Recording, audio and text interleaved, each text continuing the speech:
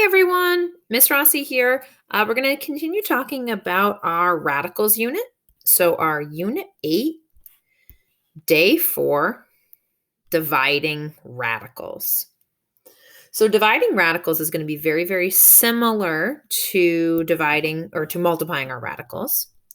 So to divide our radical expressions,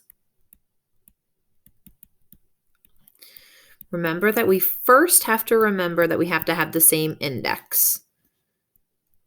All right, so remember, same index. And we're not going to talk about a whole lot of things here, like they both have to be square roots or they both have to be cubed roots. We're only really going to be talking about square roots in this course, though. Okay. So what we're going to do is I'm going to give you an example, and I'm going to give you some letters to do it, and then we're going to talk about some numbers. All right, so the first thing, let's say that I want to divide something like 10 radical 6 over 2 radical 3. So here's my example. All right, so the first thing I'm going to do is I'm going to divide the coefficients.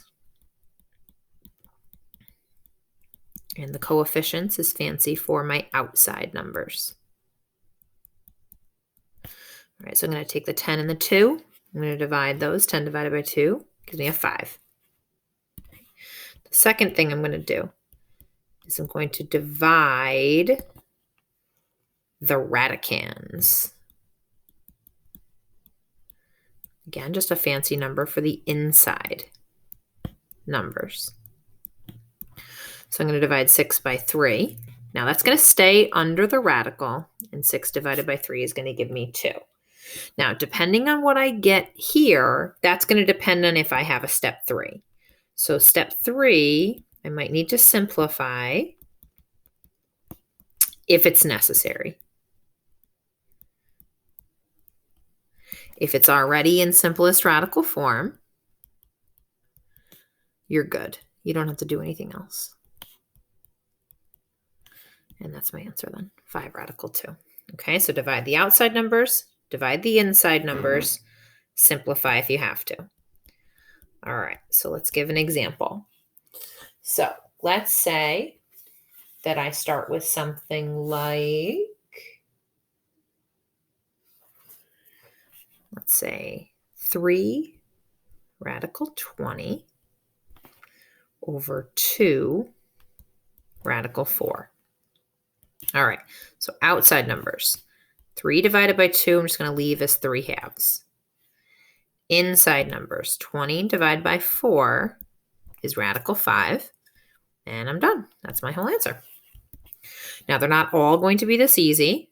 We'll do a couple that are pretty easy, and then we'll talk about what happens if they don't maybe divide so evenly. All right. Let's say I have something like 48x radical 54 over 12x squared radical 3. All right, so let's divide our outside numbers. So 48x over 12x squared. So 48 divided by 12 is going to give me a 4. I have an x over an x squared, so I'm going to put an x on the bottom of that. Now I'm going to divide my 54 by 3. So take out a calculator if you need to. 54 divided by 3 gives you 18.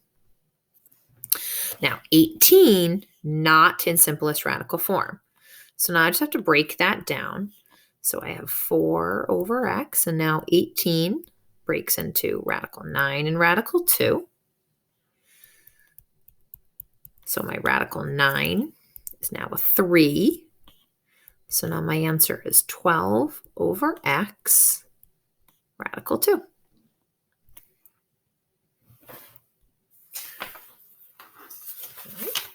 I might have some division problems where maybe I don't write them like a fraction.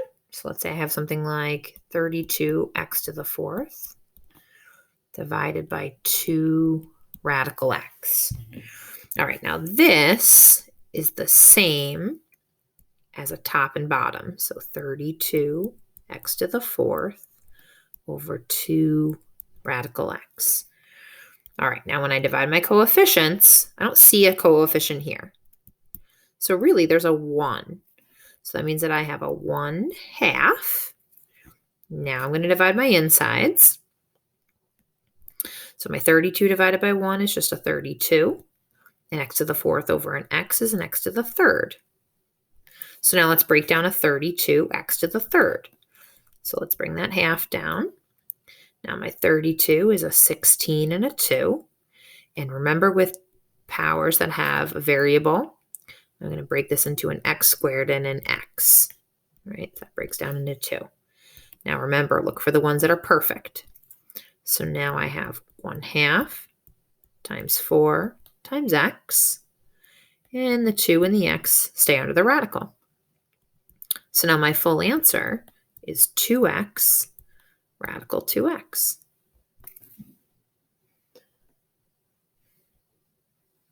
All right. Now let's move on to example 4. Now this is what happens if the numbers don't divide nicely. Okay, so what if I have something like a radical 2 over a radical 3? All right, so notice that they do not divide evenly. Now, something, right, we could maybe just leave it like that, okay? But also, we cannot leave a radical in the denominator.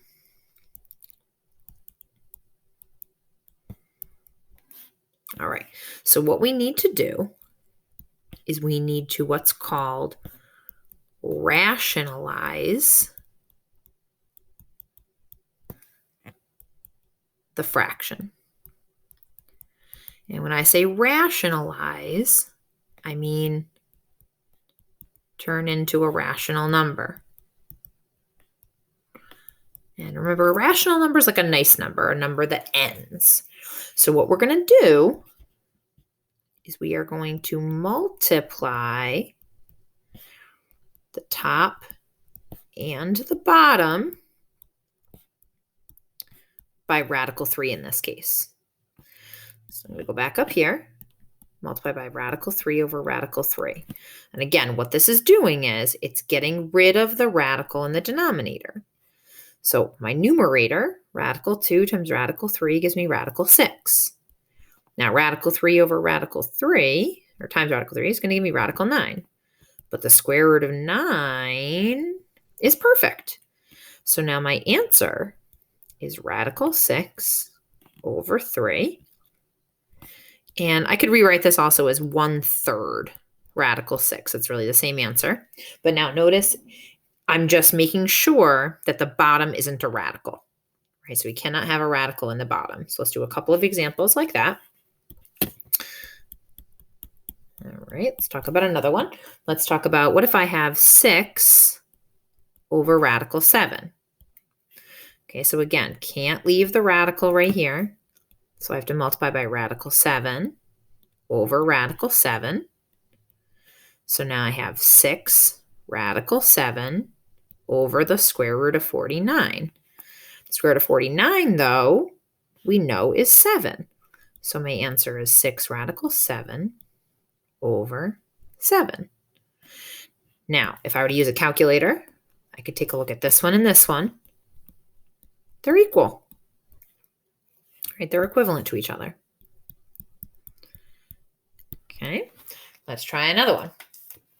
What if I have something like the square root of 4 over 2 radical 3? So again, nothing divides evenly, but I have this nasty radical 3 on the bottom, which I can't leave there. So I'm going to multiply by radical 3 over radical 3. Right? I don't need to have the 2 there. So this is now radical 12 over 2 radical 9. And if you notice something's been happening the same time every time, so like here I had a radical 7 times a radical 7, gave me a 7. Radical 3 times radical 3 is really just 3. So this is now radical 12 over 2 times 3. Now radical 12, though, simplifies. So radical 12, remember, gives me a radical 4 and radical 3. So now I have a 2 radical 3 over a 6. 2 and 6, though, reduce as well. So now this is radical 3 over 3. And that's my final answer. All right.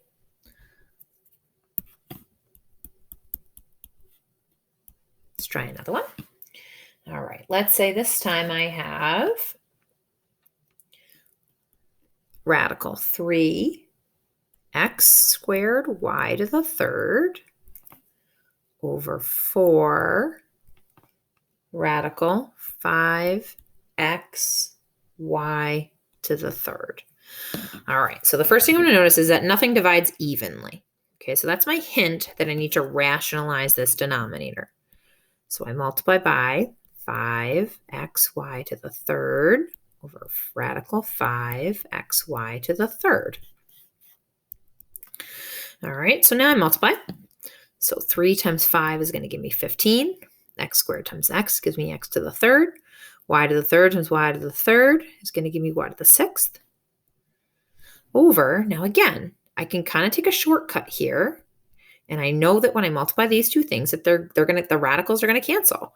So this is really just 4 times 5xy to the third.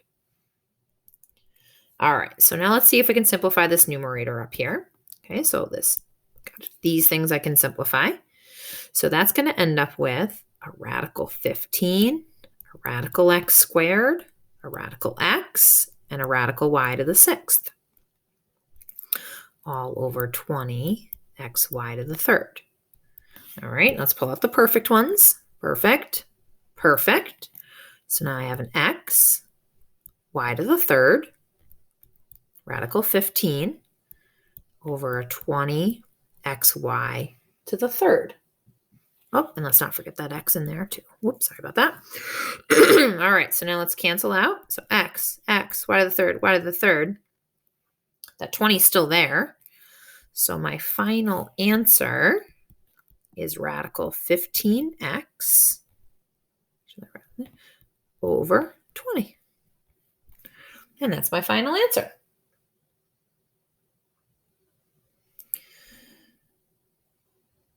All right, so I want you to try the exit ticket and try the other things I've given you, and hopefully we'll be together soon, and have a great day.